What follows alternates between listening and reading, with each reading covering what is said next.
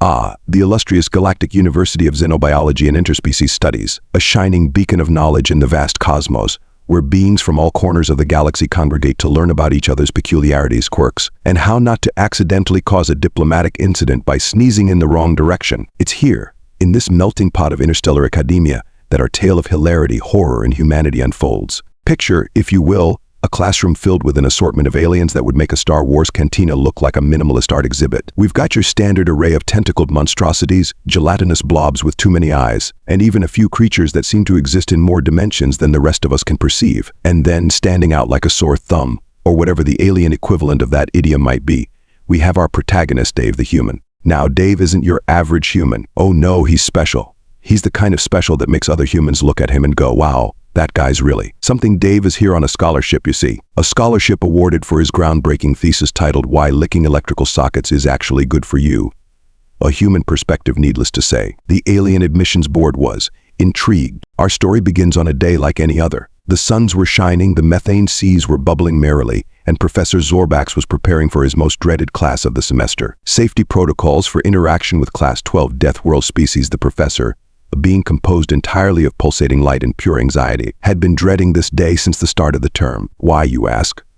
Well, let's just say that having an actual Deathworlder in your class tends to throw a wrench in the whole don't panic part of the curriculum. As the students filed in, some slithering, some oozing, some teleporting with a disturbing pop, Dave sauntered in last, munching on what appeared to be a stick of pure capsaicin. The entire class recoiled in horror, their various sensory organs quivering in disbelief. Dave, Professor Zlorbax's voice crackled like static electricity. We've talked about this. Please refrain from consuming toxic substances in class. Dave paused mid-chew, looking genuinely confused. But Prof, he mumbled around his spicy snack, this is just a mild appetizer where I come from. Perfectly safe. A collective shudder ran through the classroom. One student, a being composed entirely of delicate crystalline structures, actually shattered in fright and had to be hastily reassembled by its neighbors. Yes, well, the professor's light dimmed slightly in resignation. Let's begin the lesson, shall we? Today, we'll be discussing the proper safety protocols when interacting with Class 12 Deathworld species, specifically humans.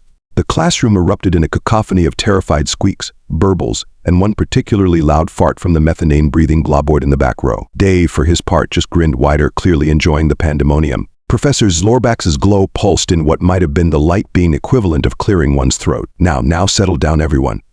Yes, humans are dangerous, but with proper precautions, interactions can be survivable. Dave's hand shot up. Oh, Prof, can I demonstrate some of these dangerous behaviors? You know, for science. The professor's glow flickered in what was unmistakably fear. Absolutely not. Dave, the last time you offered to demonstrate, we lost 3 students to stress-induced molting and had to redecorate the entire east wing of the biology department. Dave's face fell into an exaggerated pout. Oh, come on. It's not my fault your wall paint wasn't rated for a little hydrochloric acid. Besides, how else are they going to learn? A tentacled being in the front row waved its appendages frantically. Professor, is it true that humans voluntarily ingest dihydrogen monoxide? I've heard it's present in every single human fatality. Dave burst out laughing, slapping his knee with enough force to make the entire front row flinch. Oh man, that old chestnut. Yeah, we drink water. We also breathe oxygen, which is basically the thing fire eats. Cool, ha. The classroom erupted into chaos once more. Professor Zlorbax's glow dimmed to a barely perceptible flicker as he attempted to regain control. Class, please.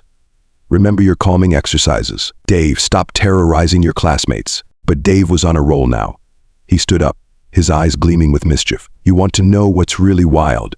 Sometimes, for fun, we jump out of perfectly good aircraft with nothing but a piece of fabric to slow our fall. A gelatinous student in the back promptly liquefied in shock, seeping between the cracks in the floor. Oh, and get this, Dave continued, clearly enjoying himself. We have these things called extreme sports where we deliberately put ourselves in danger for an adrenaline rush. Ever heard of free solo climbing? It's where we scale sheer cliff faces without any safety equipment. The crystalline being, having just finished reassembling itself, promptly shattered again. Professor Zlorbax, in a desperate attempt to salvage the lesson, projected a series of images onto the front screen. Let's focus, class.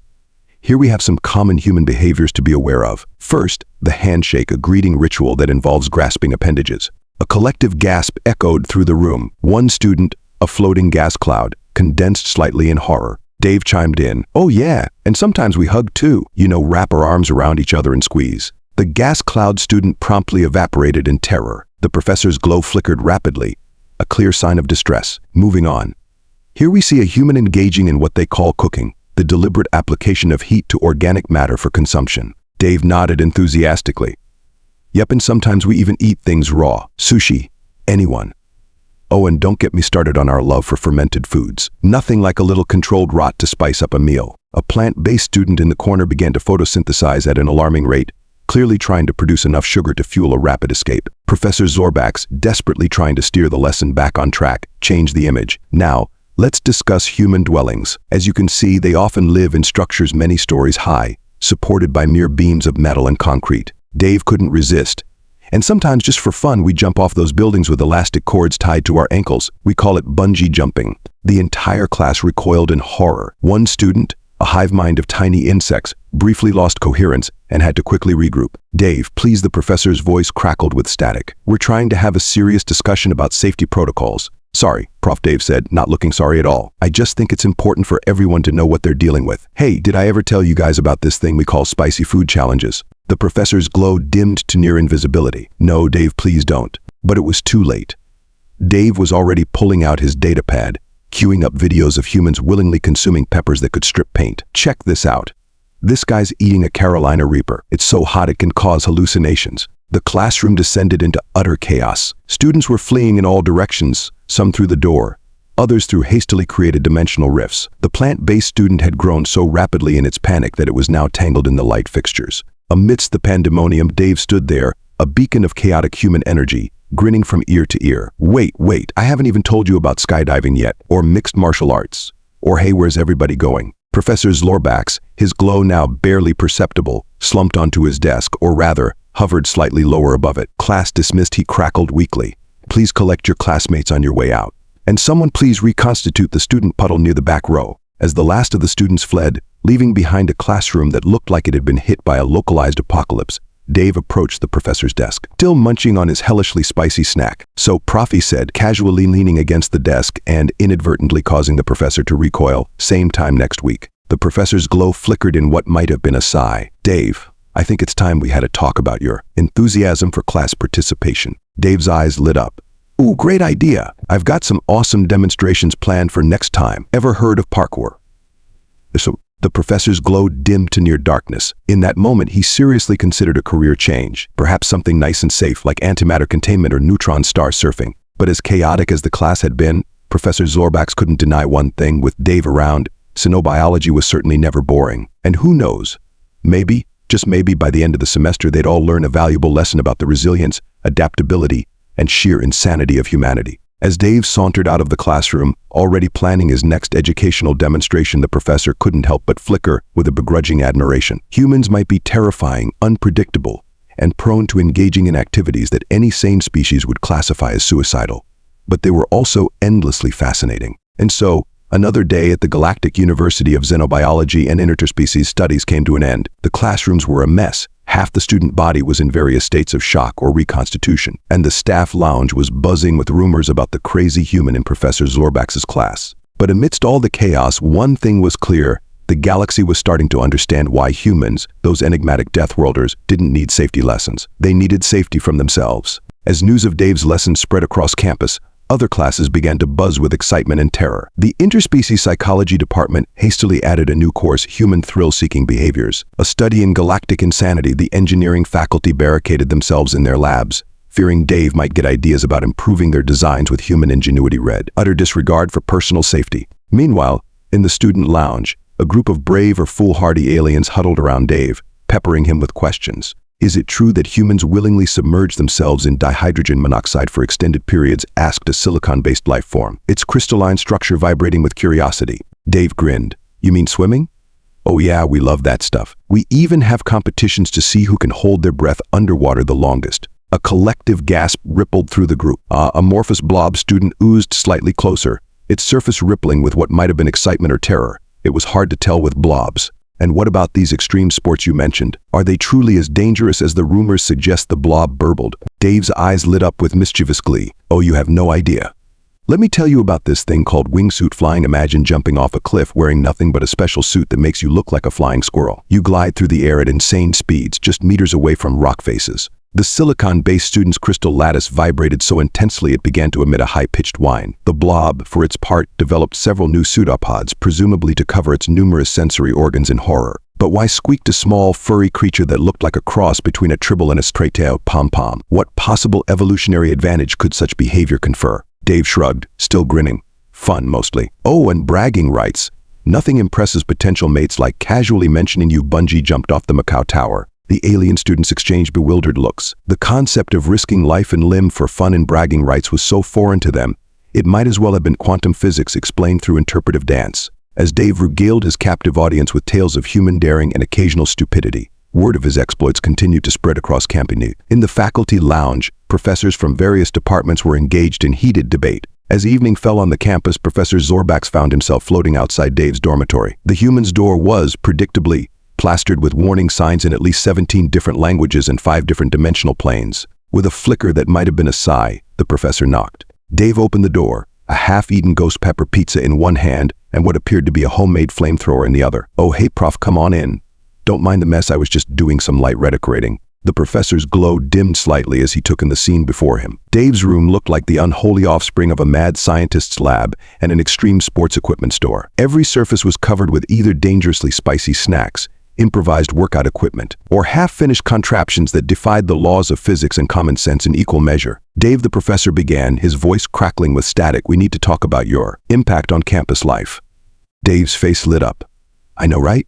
Isn't it great? I've got a bunch of Zorblaxian tripods interested in learning parkour, and I'm pretty sure I convinced the Quantum Uncertainty Club to try bungee jumping." The professor's glow flickered rapidly in alarm. "That's precisely what I wanted to discuss. Dave, while your enthusiasm is commendable, I'm afraid you're causing quite a bit of disruption." Dave plopped down on what appeared to be a chair made entirely of repurposed shock absorbers and gestured for the professor to take a seat. The professor politely declined, opting to hover nervously near the door. "Disruption?" Dave asked, looking genuinely puzzled. "But I thought the whole point of university was to learn new things, push boundaries, expand horizons." "Yes, well," the professor flickered, "there's expanding horizons and then there's causing campus-wide panic. The cafeteria staff are threatening to strike after your suggestion of a human-style all-you-can-eat casse-do. You have any idea how dangerous that is for species with multiple stomachs?" Dave had the decency to look slightly abashed. "Okay, I admit that might have been a bit much. But come on, Prof. You've got to admit things have gotten a lot more interesting around here." The professor's glow pulsed in what might have been reluctant agreement. "That's one way to put it. The temporal dynamics department is still trying to undo the paradox you created when you introduced the concept of YOLO to a group of temporally fluid beings." Dave chuckled. "Yeah, that was pretty wild. Did you know that YOLO translates to a swear word in Andromadan?" The face that Ambassador made was priceless. The professor's glow dimmed to a barely perceptible flicker. "Dave, please, we're trying to run an educational institution here, not an awesome party with the potential for really cool explosions," Dave suggested helpfully. Precisely. The professor's glow flared briefly before dimming again. "Wait, no. That's not what I meant at all." Dave leaned forward, his expression suddenly serious. "Look, Prof, I get it. I'm a bit much for you guys to handle. But have you considered that maybe, just maybe, that's not entirely a bad thing?" The professor's glow pulsed questioningly. "Think about it," Dave continued. "Before I got here, how many of your students had ever really pushed their limits? How many had discovered what they were truly capable of?" The professor remained silent, his glow flickering thoughtfully. "Sure, I might be a bit reckless by your standards," Dave admitted, "but humans don't just do this stuff for fun. We do it to test ourselves, to grow, to evolve. Every time we take a risk, we learn something new about ourselves and the world around us." The professor's glow brightened slightly. "I hadn't considered it from that perspective." Dave grinned. "Exactly. And isn't that what university is all about? Learning new perspectives." The professor hovered silently for a moment, his glow pulsing with contemplation. Finally, he spoke. "You may have a point, Dave. Perhaps we've been too focused on safety and not enough on growth." Dave's grin widened. "Now you're getting it. So what do you say? Want to help me organize a campus-wide extreme sports day?" The professor's glow flickered rapidly in what might have been panic. "Let's not get ahead of ourselves, Dave. Baby steps." Dave laughed. "Fair enough.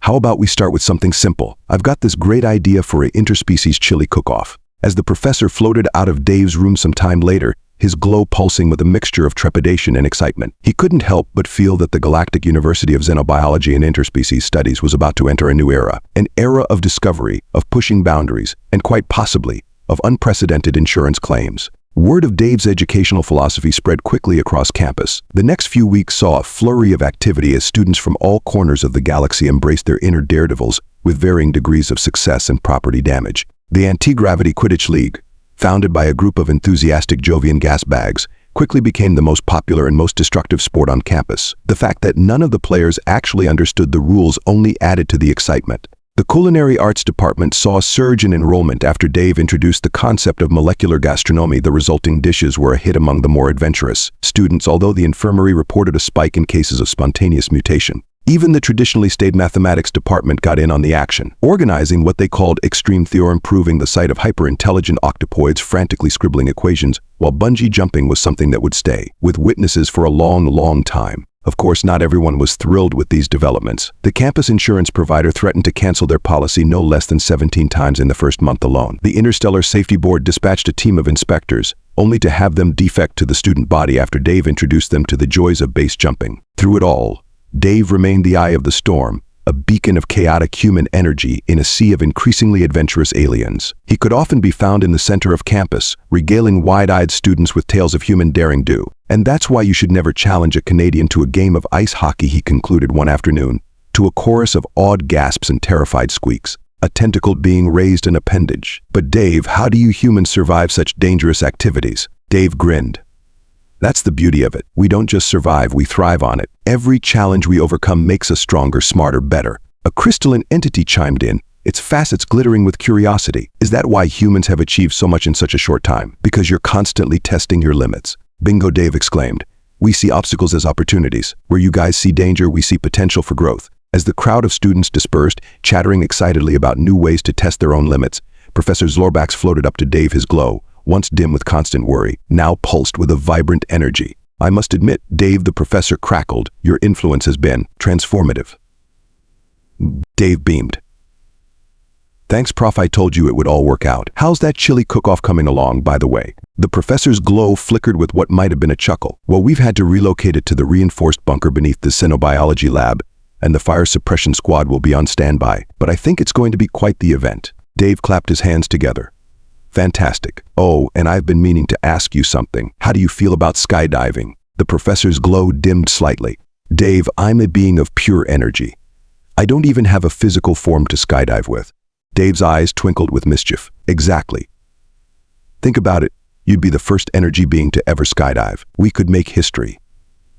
As the professor's glow pulsed with a mixture of terror and intrigue, Dave knew he had him hooked. It was only a matter of time before the entire faculty would be embracing their inner daredevils. And so, life at the Galactic University of Xenobiology and Interspecies Studies continued, forever changed by the arrival of one chaotic human. Classes were louder, experiments were wilder, and the infirmary was busier than ever. But there was also a new energy on campus, a sense of excitement and possibility that hadn't existed before. Students who had once been content to observe life from a safe distance were now actively participating, pushing their boundaries and discovering hidden strengths. Species that had evolved to avoid danger at all costs were learning the exhilaration of calculated risks. As for Dave, he continued to be a source of both inspiration and mild terror to those around him. His latest project, introducing the concept of extreme meditation to a group of psychic entities, was already causing ripples across the astral plane. But perhaps the most significant change was in the way the rest of the galaxy viewed humanity. No longer were humans seen as just reckless Deathworlders to be feared and avoided. Now they were recognized as a species of innovators, risk-takers, and boundary pushers,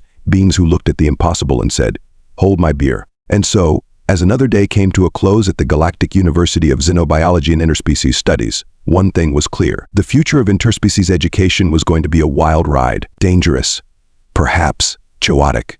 Definitely. But boring. Never again. As the sun set on the campus, painting the sky in hues that would make even the most jaded art student weep, Dave stood on the roof of the tallest building, surveying his handiwork.